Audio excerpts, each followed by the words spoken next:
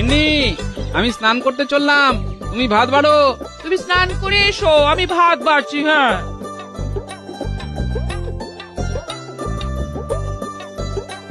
কিরে, কি হলো? গোপাল দাদু, মা কেমন করছে?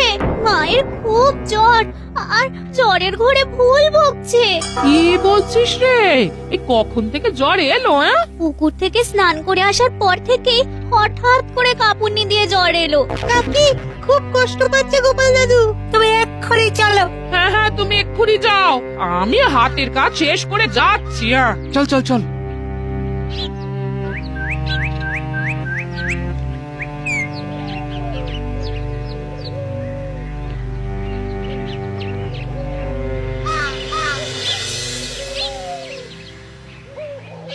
কোথা থেকে কি যে হলো এই কিছুই বুঝতে পারছি না। এই সুস্থ মানুষ ঘরের কাজ করে পুকুরে স্নান করতে গেল, ফিরে এসেই মা বলল পুকুরে নামতেই কে যেন পা টেনে ধরেছিল, বলতে বলতে বিছানায় শুয়ে পড়লো। কি হলো বলো তো গোপাল দাদা, কি হলো? আরে দাঁড়াও দাঁড়াও, কিচ্ছু চিন্তা করো না, আমি রাজসভায় গিয়ে রাজবৈদ্যর সাথে কথা বলছি। পুটি, ন্যাপলা, গুলটে, তোরা তিনজন আমার সাথে চল, আর এই ট্যাপা পুচকে ঘরে থাক মায়ের কাছে।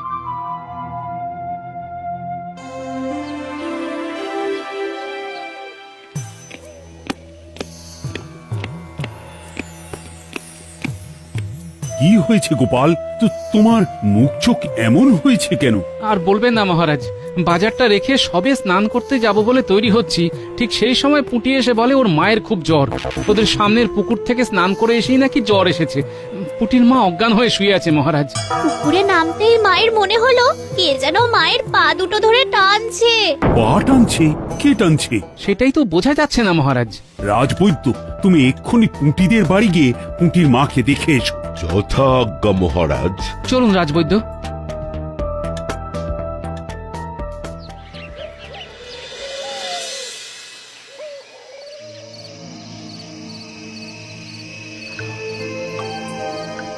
ও হো হো হো হো হো, কি গরম রে বাবা। হ্যাঁ না, এই সন্ধেবেলা একটু এই পুকুরে গাটা ভিজিয়ে নি, আজ বড় গরম।